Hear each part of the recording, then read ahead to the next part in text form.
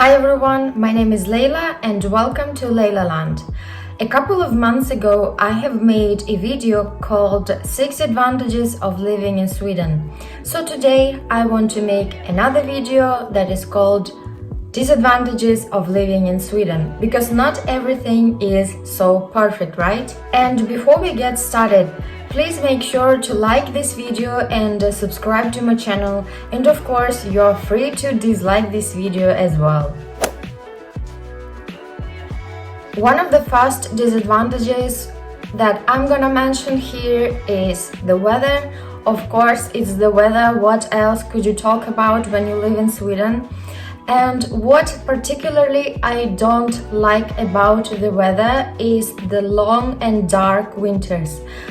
Oh my god, the winters are so long and so dark that sometimes we get only 3 hours of daylight, and of course it's not very funny. And of course it's cold, it's windy, and the weather just sucks. But as people say here in Northern Europe, and I think it's Norway, Sweden, Finland, Iceland, all these nations say there is no bad weather, there are bad clothes. And that's actually true. If you don't wear appropriate clothes, it will be cold. That's why always think about good clothes that are appropriate to that weather. Speaking of clothes, we are coming to the second disadvantage. I wanted to say advantage. I always want to mention only advantages, but no. Second disadvantage. So the second disadvantage is that winter clothes, like good winter clothes, are very expensive here.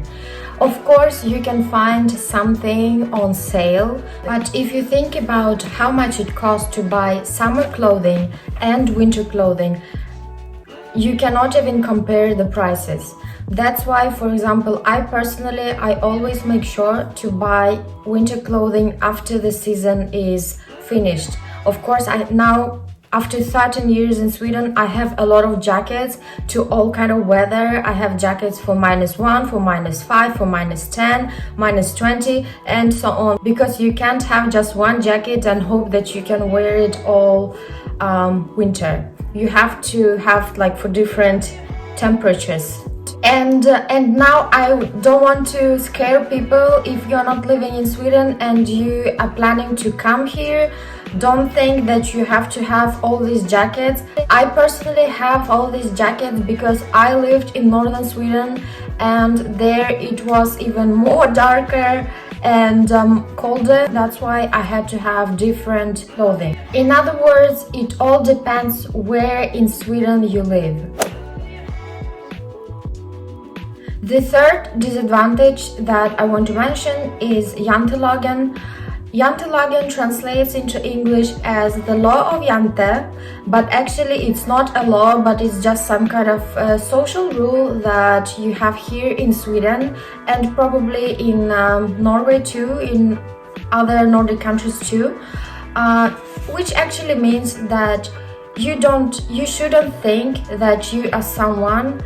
Don't think that you are better than others. Don't think that you can do something better than others. Don't brag about yourself. Just be humble and stay grounded and down to earth. On the one hand, I like this law of Yante because people are really humble, and many times they don't make you feel like you are nothing, and this is really great. It feels like people are equal and everyone is the same. But on the other hand, I think that sometimes this Jantelagen is just too much, and when people say that you shouldn't say that you are someone, you shouldn't say that you are better than others and stuff like that. Sometimes it makes it hard to say something good about yourself, and to make people understand that you are worth something. Like if you don't mention it to, for example, your employer, that yeah, look at me, I'm so good, I'm awesome, I can do this and that, that's why I should have a higher salary. Like if you can't do this for yourself, no one is gonna do it. Or if you are, for example, with a recruiter and you are in the recruitment process, like how should you sell in yourself if you don't say to the people and to the world that you are best and you are someone and that's why you should hire me? I think that there should be some kind of balance between why you should brag and why you shouldn't brag, and in what occasions. Recently I made a video called "What can 10 euro get in Stockholm? How expensive is Gamla stan?" Guys, it's very costly to live in Sweden. Like every time when I travel somewhere and when I come back, these prices are so shocking to me that I almost feel depressed. It's always so expensive to eat out. Just the fika, you spend like $10 very easy. $10 and it's gone. And if you want to have a dinner with your friends, then you can count with like $15 are gone, and this is even without alcohol. If you want to eat out, to have a dinner, to have a glass of wine, you can be sure that you're gonna spend 20-25 euro very easily. Another thing is, of course, as I already mentioned, clothing. The winter clothing is expensive. Some activities, if you want to hang out with your friends and do something, it will cost you some money. And like if you compare it to other countries, of course it's wrong to compare Sweden to other countries because the living standard in Sweden is much higher than in other countries.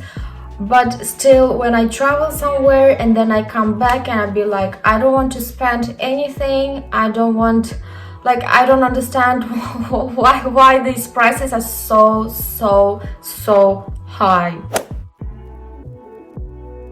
Housing is a very painful subject for many people, especially for young people who are just entering this market. It's very competitive. Many international students find it hard to find an apartment, and as I said, it's very competitive.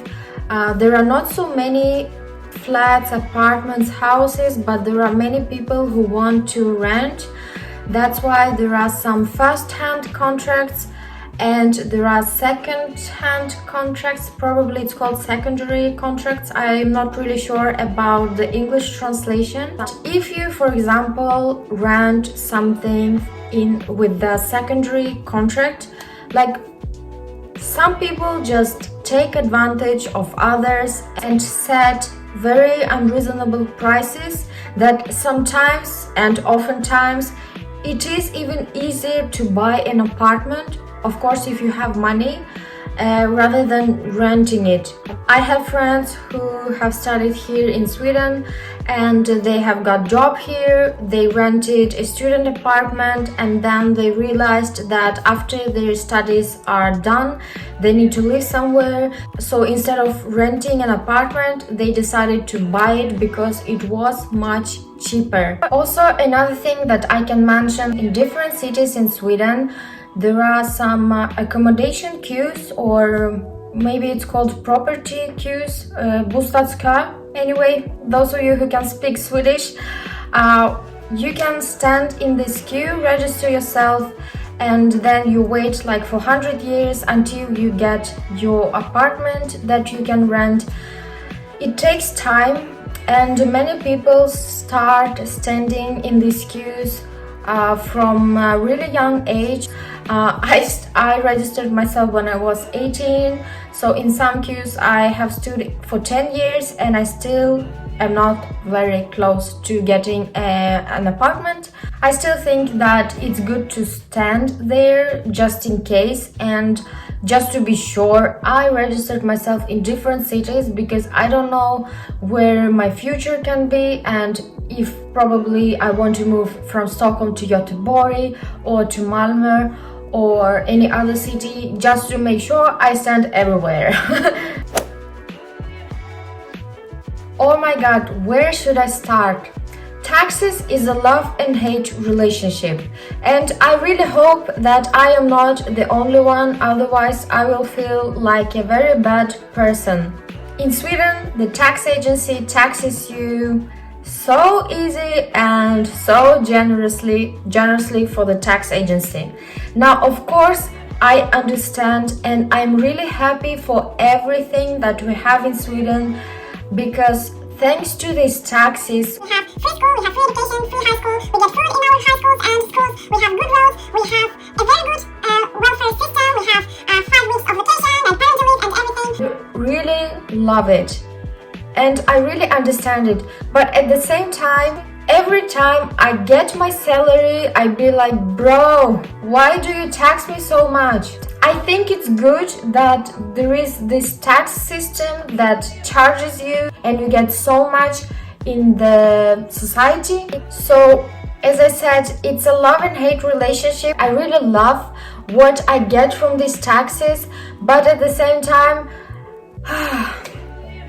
okay guys, I hope you don't hate me for this. This is just my opinion. I know that for some people the tax subject is very painful and very, like, there are some conservative people that be like, oh, you get so much from these taxes, why do you complain?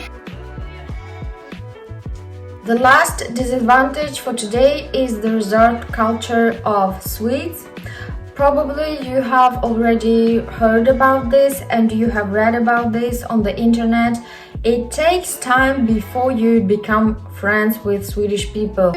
Sometimes you feel like, hey, I want to be friends with you, but then there is no response, like nothing. And it takes time before you click. I don't really know, it's just like the comparison. If you compare people like from Southern Europe with the Italians and Spanish, you just click with people right away and you become best friends. But with Swedish people, it doesn't work like that. It takes a lot of time, and that's okay. It's just like, I don't think that people are rude or people are afraid of something. No, this is just the culture of Sweden. And trust me, after 13 years, I have also become like this. Yeah, society influences you and affects you a lot. Social circles are small and it takes time to get to know someone. With that being said, I'm not saying that it's impossible to be friends with Swedish people. It is possible, but just be patient because it will take time. Okay guys, that's all for today. Thank you so much for being here. I hope you enjoyed this video, and please like it if you liked it and dislike it if you disliked it, whatever. If you have some comments, please leave them in the comments down below. Do you have any disadvantages of Sweden? Could you mention them in the comments down below? Please, I will be very curious about reading this, because I know that more than 50% of my viewers are Swedish people. So please drop them in the comments down below. Thank you for today and see you next time.